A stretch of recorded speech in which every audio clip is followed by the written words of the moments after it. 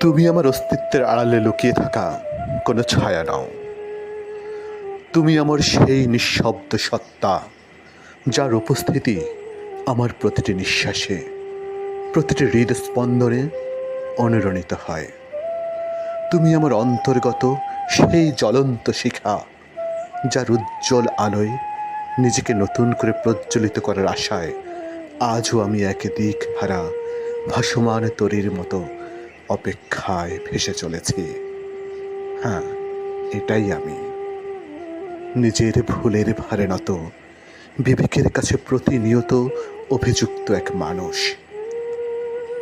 আমার নীরব আর্তনাদ আজ শুধু এই উপলব্ধিতে বন্ধে যে তোমাকে অশ্রুসিক্ত হয়ে বেঁচে থাকতে দেখার চেয়ে বড় কোনো শাস্তি আমার জন্য আর হতে পারে না। তোমার অফুরন্ত অনুভূতির স্নিগ্ধ ভালোবাসাকে আমি কখনোই আমার সীমাবদ্ধ উপলব্ধির পরিধিতে ধারণ করতে পারিনি। তোমার হৃদয়ের গভীরতাকে বুঝতে না পারার সেই ব্যর্থতাই আজ আমার আত্মসম্মানের বুকে প্রতিনিয়ত ক্ষতর রেখা এঁকে যাচ্ছে। মনে হয় আমার প্রতিটি অব্যক্ত অনুভূতি, প্রতিটি নীরব অভিমান আমার আত্মার দরজায় কড়া নেড়ে আমাকে আমার অক্ষমতার কথা স্মরণ করিয়ে দেয়।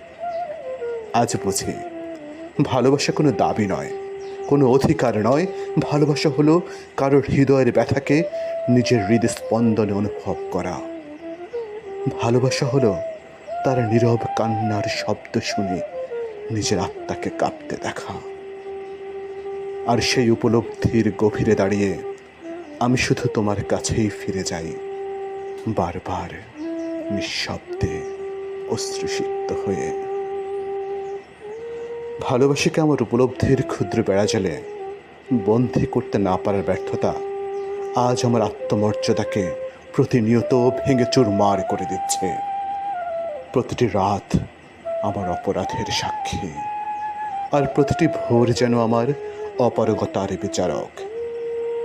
যদি কখনো আমার ভাঙা হৃদয়ের আর্তনাদ তোমার হৃদয় ছুঁয়ে যায়, তবে জেনে রেখো আমার সমস্ত অহংকার, সমস্ত ভুল, সমস্ত অক্ষমতার উপরে আজও একটি সত্যি অমলিন হয়ে বেঁচে আছে। আর তা হলো তোমার প্রতি আমার নিঃশেষ, নিঃস্বার্থ, অবিনশ্বর ভালোবাসা।